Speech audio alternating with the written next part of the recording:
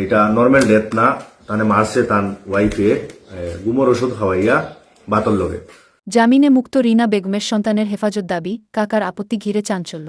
চরার এলাকার ইমরান হোসেন হত্যাকাণ্ডের পর তার 2 নাবালক সন্তান বর্তমানে পিসি ঠাকুমা ও কাকা নাগিব হোসেন বটভূইয়ার তত্ত্বাবধানে রয়েছে।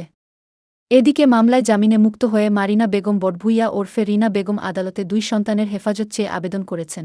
তবে শিশুদের কাকা নাগিব হোসেন বটভূইয়ার অভিযোগ, ইমরান হোসেন জীবিত থাকাকালীন সময়ে রিনা বেগম সন্তানদের প্রায়ই মারধর করতেন।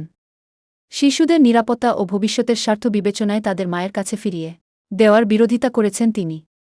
তার দাবি, সন্তানদের সুরক্ষা নিশ্চিত করাই এখন পরিবারের প্রধান লক্ষ্য। নাগিব হোসেন আরও অভিযোগ করেন, তার ভাই ইমরান হোসেনকে পরিকল্পিতভাবে ঘুমের ওষুধ খাইয়ে হত্যা করা হয়েছে। ঘটনার দিন এলাকায় ব্যাপক উত্তেজনা ছড়িয়ে পড়ে এবং বহু মানুষ জড়ো হন। পরবর্তীতে রিনা বেগম জামিনে মুক্ত হওয়ার পর তার বিরুদ্ধে প্রতিশোধমূলকভাবে একাধিক মামলা দায়ের করা হয়েছে বলেও দাবি করেন নাগিব।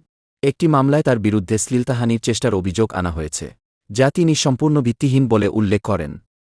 তার বক্তব্য, ঘটনার দিন হাজার হাজার মানুষের উপস্থিতিতে এমন অভিযোগ বাস্তবসম্মত নয়। নাগিব হোসেন বলেন, আমি চাই আমার ভাইয়ের হত্যার সঠিক বিচার হোক। ইমরান হোসেন শুধু একজন সাধারণ মানুষ ছিলেন না, তিনি একজন জিপি প্রেসিডেন্ট ও সম্মানিত ব্যক্তি ছিলেন। এলাকার মানুষের কাছে তিনি আস্থা ও বিশ্বাসের প্রতীক ছিলেন। ঘটনাকে কেন্দ্র করে এলাকায় ব্যাপক চাঞ্চল্যের সৃষ্টি হয়েছে। এখন সকলের দৃষ্টি আদালতের সিদ্ধান্তের দিকে। শিশুদের হেফাজত এবং হত্যাকাণ্ডের বিচার কোনো দিকে মোড় নেয়, সেটাই দেখার। আমার নাম নাগিব হোসেন বড়বইয়া, আমার গড় পুলিশরা বাজার। আমার ভাই ইমরান হোসেন বড়বইয়া গত বছর 10 আগস্ট মারা গেছেন। মারা যাওয়ার পরে 10 দিন পরে তার মানে এইটা নর্মাল ডেথ না, তানে মারছে তার ওয়াইফে গুমর ওষুধ খাওয়াইয়া বাতর লগে। তারপরে তো তারা সবর উপরে কেস হয়েছে, কেস হওয়ার পরে তারা সবরে পুলিশে দরিয়া রাখছে, জেলও রাখছে। জেলও রাখার পরে 5-6 মাস পরে তারা বাইর হয়েছে। বাইর হইয়া বেল লইছে, বেল লইয়া কিরকম বেল লইল জানি না।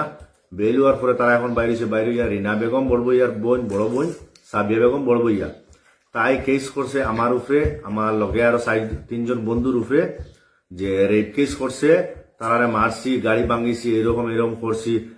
এটা তো সব মানে পাবলিকে করছে, কমসে কম 1000 পাবলিক আসলা, 1000 পাবলিকে করছন, মারছন, ভাঙিছন। তারা যেটা করছন ওটার বিনিময়ে ওটা পাইছন। এখন যে তাই এরকম কেস করে, হ্যারাসমেন্ট করে, আমার বাতিজা 2টারে নিবার লাগি তাই কোর্টও কেস করছে যে তাই লাগে। তো এই ছেলে 2টারে মানে কোন রকম আমি দিতাম পারতাম না। তাই আগেও 2টার খুব বেশি মারতো, সবসময় মারতো। তাই এখন তাই যে আমার বাইরে মারছে, এখন তো আমি তারা 2টারে দিতাম পারতাম না। আপনারা সবার কাছে আমার অনুরোধ যে